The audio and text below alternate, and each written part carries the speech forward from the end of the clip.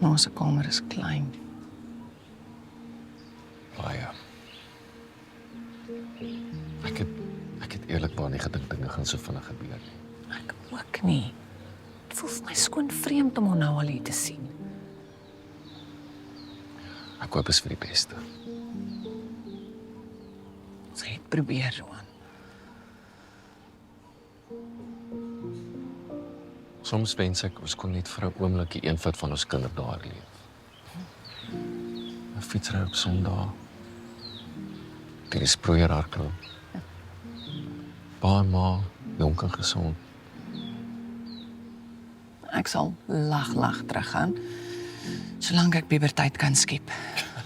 Ja, shame, daai kopstuk was 'n buskill in graad 5.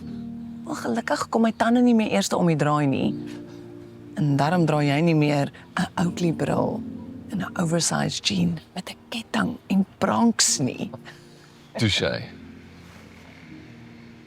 Frek, Laan het my nog leer ken in daai look. Ja nee, die arme vrou het definitief getrou vir liefde.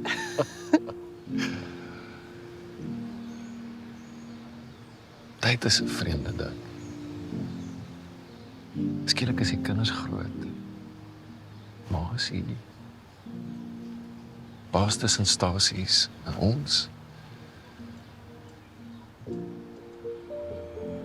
Ons loop in vrees.